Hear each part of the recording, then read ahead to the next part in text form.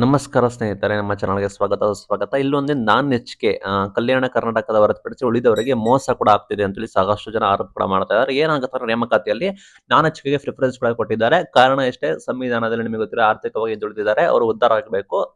Okay, ತಪ್ಪಿಲ್ಲ. But ಏನಾಗ್ತಿದೆ ಅಂದ್ರೆ ಅವರು ನೇಮಕಾತಿ ಮಾಡ್ಕೊಳ್ತಾರೆ. ನೇಮಕಾತಿ ಮಾಡ್ಕೊಂಡ ನಂತರ ಏನಾಗುತ್ತೆ ಅಂದ್ರೆ ಸಾಕಷ್ಟು ಚೆನ್ನಾಗಿ ಅಲ್ಲಿ ಬಡ್ತಿ ಮಾಡ್ಕೊಂಡು ನಂತರ ಬೇರೆ ಕಡೆ ಟ್ರಾನ್ಸ್ಫರ್ ಆಗ್ತಾರೆ. ಟ್ರಾನ್ಸ್ಫರ್ ಆಗಿ ಬಂದ್ಬಿಟ್ಟು ನಾನ್-ಎಚ್-ಕೆ ನಮ್ಮ ಬೆಂಗಳೂರು ಭಾಗದಲ್ಲಿ ಬೇರೆ ಬೇರೆ ಭಾಗದಲ್ಲಿ ನಾನ್-ಎಚ್-ಕೆ ರೀಜನ್‌ಗೆ ಬರ್ತಾರೆ. ನಂತರ ಅವರು ಇಲ್ಲಿ ಬಂದು ಪ್ರಮೋಷನ್ ಮಾಡಿ ಜೀವನ ಕೂಡ ಮಾಡ್ತಾರೆ. ಅಲ್ಲಿ ವೇಕೆಂಟ್ ಆಗಿ ಉಳಿತದೆ ಸೀಟ್‌ಗಳು. ಎಲ್ಲಿ ನೋಡಿದ್ರೆ ಎಚ್-ಕೆಯಲ್ಲಿ. ನಂತರ ಏನಾಗುತ್ತೆ ಅಂದ್ರೆ ಮತ್ತೆ ಎಚ್-ಕೆಯಲ್ಲಿ ನೇಮಕಾತಿ ಮಾಡ್ತಾರೆ. ಇದೇ ರೀತಿ ಕೂಡ ಆಗ್ತಾ ಇದೆ. ಈ ಭಾಗದಲ್ಲಿ ನಮಗೆ ಸಮಸ್ಯೆ ಕೂಡ ಆಗ್ತಾ ಇದೆ. ಅದನ್ನ ಬದಲಾವಣೆ ತರಬೇಕು ಅಂತೇಳಿ ಆಕಾಂಕ್ಷಿಗಳು ಹೇಳ್ತಾ ಇದ್ದಾರೆ. ಕಲ್ಯಾಣ ಕರ್ನಾಟಕದಲ್ಲಿ ಅತಿ ಹೆಚ್ಚು ನೇಮಕಾತಿ ಆಗ್ತಾ ಇದೆ. ಕಿತ್ತೂರು, ಕರಾವಳಿ, ಹಳೆ ಮೈಸೂರಲ್ಲಿ ಕಡಿಮೆ ನೇಮಕಾತಿ.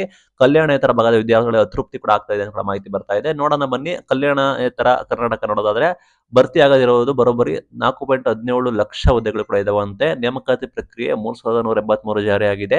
ಅಧಿಸೂಚನೆ ವೇಟಿಂಗ್ ಇರೋದು 24,300. ಬಡ್ತಿ ಸೇರಿದಂತೆ ಖಾಲಿ ಹುದ್ದೆ 2.12 ಲ್ಯಾಕ್ ಇದೆ. ಒಟ್ಟೆ ಹುದ್ದೆಗಳು 6.57 ಲಕ್ಷ ಹುದ್ದೆಗಳು ಕೂಡ ಇದಾವೆ. ಒಟ್ಟು ಕಾರ್ಯಾಚರಣೆ ಬಂದ್ಬಿಟ್ಟು ಶೇಕಡ 67% ಅಂತ ಕೂಡ ಇದೆ. ಕಲ್ಯಾಣ ಕರ್ನಾಟಕದಲ್ಲಿ ಆ ರೀತಿ ಅಲ್ಲ. 1,05,000 ಹುದ್ದೆಗಳು ಖಾಲಿ ಇದಾವೆ. 4,870 ನೇಮಕಾತಿ ಜಾರಿಗಿದೆ. 32,132 ಹುದ್ದೆಗಳಿಗೆ ಅಧಿಸೂಚನೆ ಕಾರ್ತಾ ಇದ್ದಾರೆ. 14,888 ಹುದ್ದೆಗಳಿಗೆ ಬಡ್ತಿ ಇದೆ. 1,53,000ಕ್ಕೂ ಹೆಚ್ಚು ಹುದ್ದೆಗಳು ಕೂಡ ಇದಾವೆ. ಟೋಟಲ್ ಬಂದ್ಬಿಟ್ಟು ಶೇಕಡ 91% ಹುದ್ದೆಗಳು ಕೂಡ ಕಾರ್ಯಾಚರಣೆ ಕೂಡ ಆಗ್ತಾ ಇದಾವೆ ಅಂತ ಕೂಡ ಹೇಳಿದ್ದಾರೆ. ಹಳೆ ಮೈಸೂರು ಬಂದ್ಬಿಟ್ಟು ಪ್ರತ್ಯೇಕತೆಯನ್ನು ಕೂಗಕ್ಕೆ ಹೇಳಿದ್ದಾರೆ. ಯಾಕೆ ಅಂದ್ರೆ ಕಲ್ಯಾಣ ಕರ್ನಾಟಕ ಭಾಗದಲ್ಲಿ ನೇರ ನೇಮಕಾತಿಯಲ್ಲಿ ನೌಕರಿ ಪಡೆದುಕೊಳ್ತಾರೆ. ಬೆಂಗಳೂರಿಗೆ ವರ್ಗಾವಣೆ ಪಡೆಯುತ್ತಾರೆ. ವರ್ಗಾವಣೆ ಆದ ಹುದ್ದೆಯಲ್ಲಿ ಮತ್ತೆ ಕಾಲೆಯಿಂದ ತೋರಿಸ್ತಾರೆ. ಮತ್ತೆ ಹೊಸ ನೇಮಕಾತಿ ಕೂಡ ಮಾಡ್ತಾರೆ. ಇದು ಎಲ್ಲಾ ಜಾತಿ ಜನಾಂಗಗಳಿಗೆ ಸಮಸ್ಯೆ ಕೂಡ ಆಗಿದೆ. ಬಡ್ತಿ ಪ್ರಕ್ರಿಯೆಯಲ್ಲಿ ಬಹುದೊಡ್ಡ ದೋಷ ಕೂಡ ಆಗಿದೆ. ಎ ಮತ್ತು ಬಿ ಹುದ್ದೆಗಳಿಗೆ 60:40 ರೇಷಿಯೋದಲ್ಲಿ ಮತ್ತೆ ಇತರ ಹುದ್ದೆಗಳಲ್ಲಿ 80:20 ಮಾನದಂಡ ಅನುಸರಿಸ್ತಾ ಇದ್ದಾರೆ. ಪರಿಸ್ಥಿತಿ ಹೀಗೆ ಆದ್ರೆ ಹಳೆ ಮೈಸೂರು ಭಾಗದವರು ಪ್ರತ್ಯೇಕ ರಾಜ್ಯ ಮಾಡೋದು ಅನಿವಾರ್ಯ ಅಂತ ಹೇಳಿ ಕೆ.ಜಿ. ಕುಮಾರ್ ಅವರು ಕೂಡ ಹೇಳಿದ್ದಾರೆ. ಈ ರೀತಿ ಸಮಸ್ಯೆ ಕೂಡ ಆಗಿದೆ. ಹೀಗಾಗಿ ಅಸಮಾನತೆ ಕೂಡ ಆಗಿದೆ ಅಂತ ಕೂಡ ಮಾಡ್ತಾ ಇದ್ದಾರೆ. ಕಲ್ಯಾಣ ಕರ್ನಾಟಕ ಭಾಗದಲ್ಲಿ ಮೀಸಲಾತಿ ಕೂಡ ಇದೆ. ಶೇಕಡ 70% ಕೂಡ ಭರ್ತಿ ಕೂಡ ಮಾಡಿದ್ದಾರೆ. ಬಟ್ ಉಳಿದ ಎಲ್ಲ ಹುದ್ದೆಗಳಿಗೆ ಅಧಿಸೂಚನೆ ಕೂಡ ಶುರು ಆಗಿದೆ. ಬಟ್ ಕಿತ್ತೂರು, ಕರಾವಳಿ, ಹಳೆ ಮೈಸೂರು, ಕರ್ನಾಟಕ ಎಲ್ಲಾ ಕಡೆ ನಾಲ್ಕೈದು ಕಡೆ ಸಮಸ್ಯೆ ಕೂಡ ಆಗ್ತಾ ಇದೆ.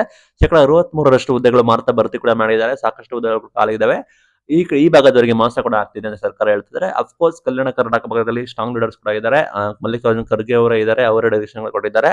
ಬಟ್ ಈ ರೀತಿ ಸಮಸ್ಯೆ ಕೂಡ ಆಗಿದೆ. ಬಟ್ ಇದನ್ನ ನೀವು ಯಾವ ರೀತಿ ಅಸೆಪ್ಟ್ ಮಾಡ್ಕೊಳ್ತಿದ್ರೆ ಇದು ಆಕ್ಚುಲಿ ರಿಯಾಲಿಟಿ ಆಯ್ತಾ? ಈ ಭಾಗದ ಜನರಿಗೆ ಸಮಸ್ಯೆ ಕೂಡ ಆಗ್ತಾ ಇದೆ ನೇಮಕಾತಿಯಲ್ಲಿ. ನಿಮಗೆ ಏನ್ ಅನ್ಸುತ್ತೆ ಅಂತ ಹೇಳಿ ಕಮೆಂಟ್ ಮಾಡಿ ತಿಳಿಸಿ. Thank you.